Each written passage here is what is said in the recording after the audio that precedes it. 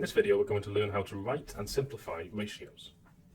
A ratio basically shows us how many different items we have. So let's look at some examples. In the first example here, I have 2 apples and 1 banana. So we could say that the ratio of apples to bananas is 2 to 1.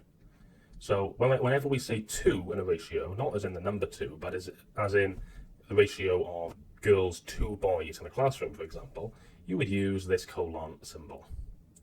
The second example, the ratio of apples to bananas would be 3 to 5, because there are 3 apples and 5 bananas. On the other hand, in the first example, the ratio of bananas to apples would be 1 to 2. Similarly, with the second example, the ratio of bananas to apples would be 5 to 3. So the order, when we talk about ratios, is very important. Here are some practice questions for you to try. You might find some of them tricky, but do have a go.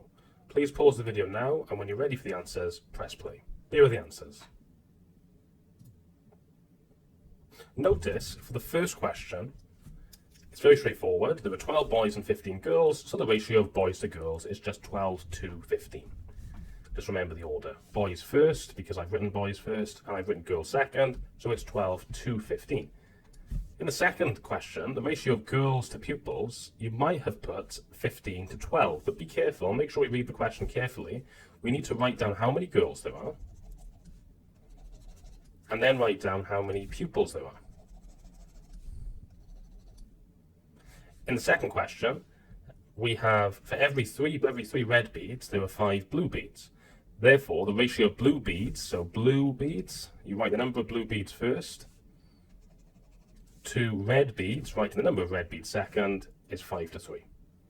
Lastly, just to notice, we can have 3 different quantities in a ratio. Apples to oranges to pears, 3 apples, 2 oranges, 4 pears, 3 to 2 to 4. We're now going to look at equivalent ratios. For an example, before we explain what they actually are, let's have a look at an example of a situation.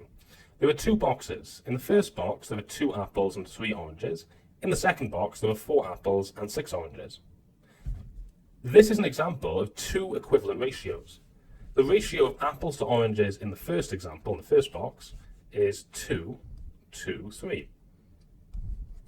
The ratio of apples to oranges in the second box is 4 to 6. You might think, well, these can't be the same because the numbers are different.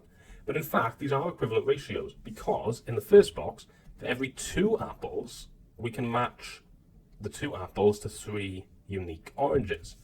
In the second example, it's the same. For every 2 apples, there are exactly 3 oranges. So for every 2 apples, there are exactly 3 oranges. So in fact, these are the same ratio. We can make equivalent ratios by multiplying the quantities in a ratio by the same number. So if we look at this example again, to get from the ratio 2 to 3 to the ratio 4 to 6, we've simply multiplied both of the numbers in the ratio by 2. 2 times 2 is 4, 3 times 2 is 6. And we know from looking at the picture that the ratios are exactly the same. For an example, give an equivalent ratio to the ratio 1 to 4 to 3.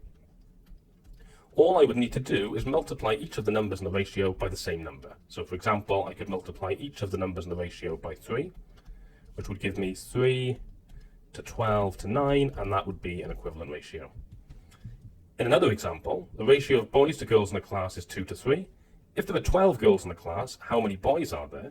This might look like a tricky question, but it's just a case of looking at equivalent ratios. The ratio of boys to girls in the class is 2 to 3.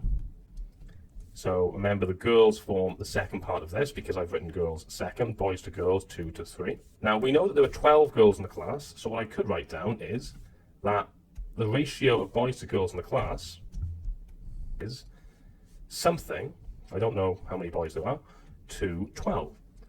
Now, to make an equivalent ratio, we multiply both parts of the ratio by the same number. To get from 3 to 12, I've multiplied 3 by 4, because 3 goes into 12 4 times. So, to keep the ratio equivalent, I've got to multiply the 2 by 4, which will give me 8. So that means that the ratio is 8 to 12. So if there are 12 girls in the class, there are 8 boys in the class. Similarly, we can simplify ratios by dividing all the quantities in the ratio by the same number. For example, if I have the ratio 4 to 8, I can simplify this ratio by dividing both parts of the ratio by 4, because 4 is a factor of 4 and 8, which will give me 1 to 2. Secondly, I have the ratio 3 to 6 to 12. To simplify this ratio, I need to think of a number that goes into 3, 6, and 12, which is just 3. So I can divide all of the quantities by 3, giving me 1 to 2 to 4, which is an equivalent ratio. Lastly, I know that 17 goes into itself once, so I can divide by 17, and I know that 17 goes into 34 2 times. So if I divide both parts by 17, I get 1 to 2, which is my simplified ratio. Lastly, Tom and Kelly share some money. Tom gets £35 and Kelly gets £140. Write down the ratio of money shared between Tom and Kelly and simplify your answer. Following the order of the question, Tom and then Kelly, that means I have a ratio of 35 to 140. And we need to simplify this ratio. So what we can consider is a number that goes into 35 and 140. We could think of, for example, 5. So I could divide both sides by 5, or divide both quantities in the ratio by 5. 5 into 35 will go 7. To complete 5 into 140, I could use a bus stop. 5 into 1 goes none, remainder 1. 5 into 14 goes 2, remainder 4. 5 into 40 goes 8. So I have 7 to 28.